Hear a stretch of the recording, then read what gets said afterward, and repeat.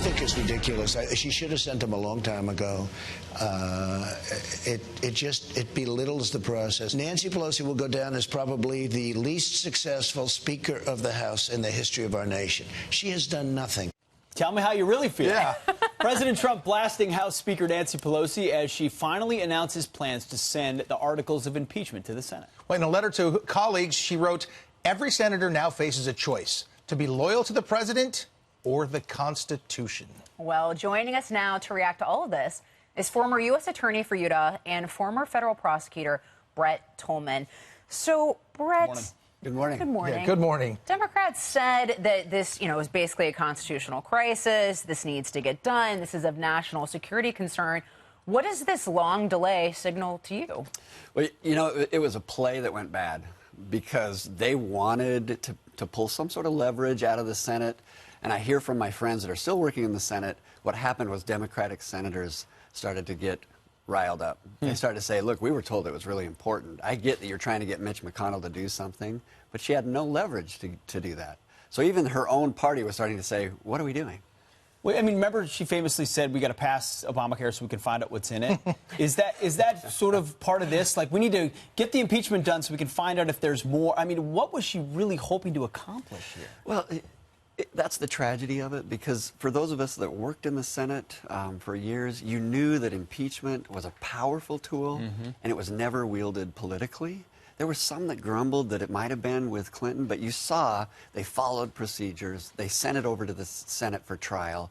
They didn't convict, and the country got to sort of move on. Here, we're trapped in a tailspin, and it doesn't look like there's a soft landing for the Democrats. Well, correct me if I'm wrong. Like the sort of trial, I mean, the whole trial part with witnesses and things, that's supposed to happen in the House, and then the Senate just makes a decision. Is that wrong, or am I seeing it wrong, or is that how it's supposed to go? Yeah, I mean, Dean, you're right. Think about Clinton impeachment. It lasted for 1,500 days in the House. Wow. So that investigation lasted that long. Witnesses were called, documents produced. Right. We had 75 days in the House, and then they don't send it to Well, the and Senate. Brett, there's another topic we want to get you on as well. So Christopher Wray is now apologizing to the Foreign Intelligence Survey Court, the FISA court, saying this: the FBI has the utmost respect for this court and deeply regrets the errors and omissions identified by the OIG.